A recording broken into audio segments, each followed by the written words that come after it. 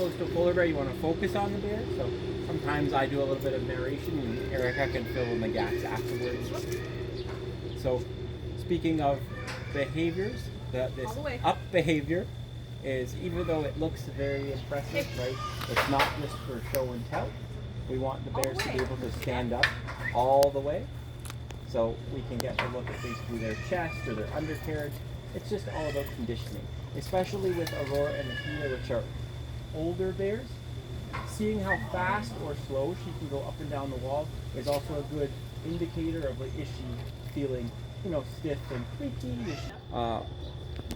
She was just showing paw, right? There's two different behaviors. There's paw, which is kind of show me the bottom pad of your foot so I can see, and foot, which is show me the top, right? So when we do blood draws in the house, we get them to lay down like this, and then foot, and they will put their foot into that port. And again, everything is accompanied, as you can see, with a nice tasty snack and some positive reinforcement. So you did something what I want, you did what I wanted, and you're getting a nice fish, right? If we can't give the polar bear kind of the reward instantly, that little whistle that Erica does is called a bridge. That's basically like a signal or an indicator that, yes, you totally did 100% what I wanted. Now your treat is forthcoming. All the way stretch. And then one of my favorite things that the polar bears do, we saw it kind of even with the stand-up behavior, is, again, they're really smart. So they do what I call it, they try to cheat the behavior, right? So with the stretch that Erica is trying to get her to do right now, she's seeing like, okay, I don't really feel like doing that right now, but I still really want that fish. So what can I do just enough of that you'll consider this a success? Like when she was up against the wall, and then the keeper was like, no, farther, right? We want them to get their paws all the way up to the top so we can see how far they stretch, how fast or slow they do that, right? Nikita instead is like, okay, I'm up, but my paws are where I want them. Maybe ask for it. Yeah. My paws are where I want them to be. Is this far enough that I can get a fish, right? And I'm trying to trick you basically into, I only want to do half the work, but I want to do the full reward. Yeah. Okay. Pounce? Pounce? Perfect. So the pounce behavior is also one of my favorites. That one, it falls in a weird category of, it's really not a medical behavior, but it's still enriching for the polar bears to do, because this is a behavior that they would do in the wild to punch holes into the ice. And why would a polar bear want to do that? They're not really into construction, but sometimes they would make holes in the ice to basically be like, here's a nice breathing hole that a seal can use, and I'm just going to, right? I'm fond of saying that polar bears are the world's laziest hunters, right? Because they're not taking off at a dead run like a cheetah in the African savannah. They find a seal hole and they can smell the seals from kilometers away when they're on the ice.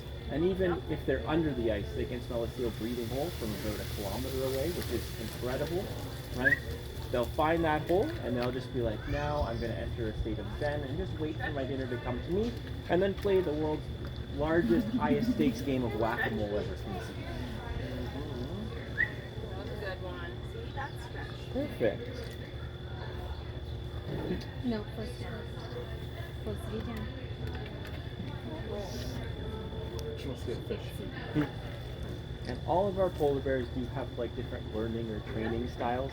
So the two elderly girls, they're very smart and they know how to do things, but they will often ask why. Right? Like, of course I can do this, but why should I? Why do you want me to do this? Hudson, our big boy, he's again just like a big dog. He's a people pleaser. Like, you want to do something? Fine, I'm here, I'm all for it. You want to see a stick? You want to see this? All my behaviors. Juno is exactly like that too, but she expects to be paid for her hard work, right? So Juno will be like, okay, great, here's a training session. I'm going to show you everything that I know. And then if you're not fast enough rewarding me for the hard work that I've just given you, I'm going to throw a hissy fit in your face. Different training sessions with different bears, because they're never, even when they know a lot of the same behavior, right? They're never quite the same. Nikita is the only bear really that knows how to do a pounce behavior, because that one wasn't necessarily trained, it was capture.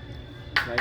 Capturing a behavior is basically we notice that a polar bear is doing something cool or useful, right? And then when they start doing it, we start putting it on a cue, so whistling and saying good, and then offering food. So when the cheetah started to do that, we just started to say pounce. She'd be like, good, here's food. She's like, wait a minute. I'm just doing this because I was, just having fun or, exercising my choice or my environment, and now you're telling me it's something good? Well, I'm going to keep doing it, right? So there's capturing a behavior, or there could be shaping a behavior. And shaping a behavior is basically building something from scratch. So yes, Big dog. right? When it comes to shaping a behavior, basically that's teaching them the action that you